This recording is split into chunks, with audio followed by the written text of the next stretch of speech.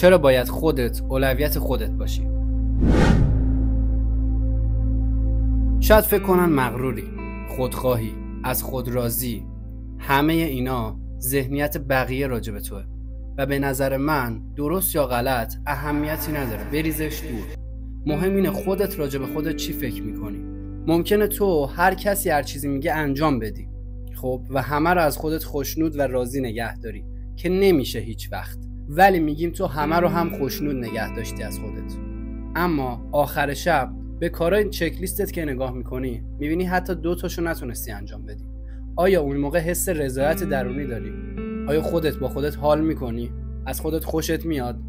یا صرفا به خاطر اینکه بقیه بگن اوه تو چقدر کولی، اوه تو چقدر پسر با معرفتی هستی، به حرفای اونا گوش دادی؟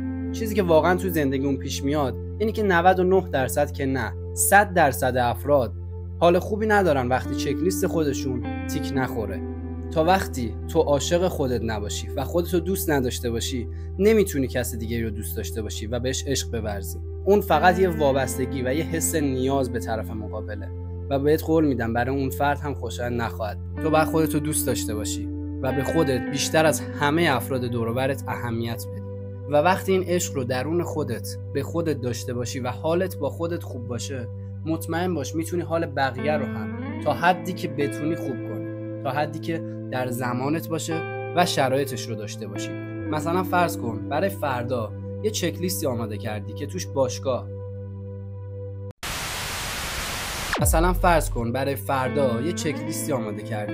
توش قراره بری باشگاه، قراره مدیتیشن انجام بدی، قراره کتاب بخونی، قراره بری سر کار و کارتو انجام بدی، قراره درس بخونی و قراره یه تایمی رو هم با خانوادت وقت بگذرونی. خب حالا ما بین اینها یه دفعه رندوم ترین فرد ممکن بهت زنگ میزنه. دوست دوران بچگیت، پسر خالت، داییت، شوهر عمت یهو زنگ میزنه و میگه فلانی این کار امروز پیش اومده، خیلی به کمکت نیاز داری، میتونی در کنارمون باشی و یا این کارو بفرستمت انجام بدی. ببین 1 2 تا 4 تا تو ذهنت میکنی. این ذهنیتی که بهت میگم و دارم ممکنه 90% هیت بشه، ولی مهم نیست، چون تو امپراتور زندگی خودتی و قرار اینجا یه امپراتوری هر کدوممون داشته باشیم. قرار نیستش که به خاطر منفعت بقیه منفعت خودمون رو ازش بگذریم.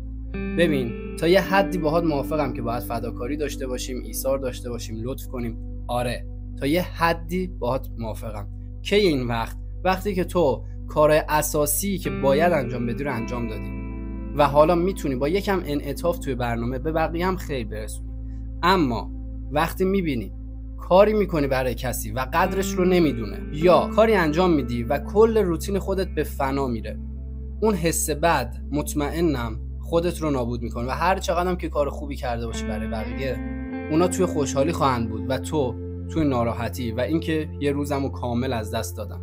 پس ببین نمیخوام بگم به بقیه کمک نکن، نه کمک کن، ولی از خودت نگذر. همیشه خودت اولویتی. تو تا عاشق خودت نباشی و به برنامه‌های خودت نرسی نمیتونی به کس دیگه عشق بورزی و نمیتونی درست و حسابی رشدی که میخوای رو داشته باشی. چون اگه اینطوری باشه هر روز یه کار جدید برای بقیه پیش میاد که توش از تو کمک میخوان. برای اولین قدم یاد بگیر به خودت اهمیت بدی، خودتو مهم بدونی و نگفتن رو خیلی راحت و بدون نیاز به اینکه دلیل بیاری برای کسی انجام بدی و بگی. نگفتن رو تمرین کن. از امروز قرار حداقل به 5 تا پیشنهادی که از سمت بقیه به سمت تو میاد نبگی و دلیل هم نیار، صرفا بگو چون به برنامه‌ام نمیخوره.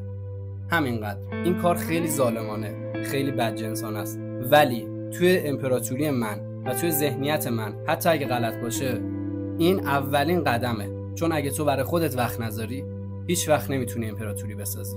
و اینو یادت نره همه پادشاه‌ها با خون روی تخت نشستن و هیچ امپراتوری بدون ظلم و بدون منفعت طلبی به وجود نیومده.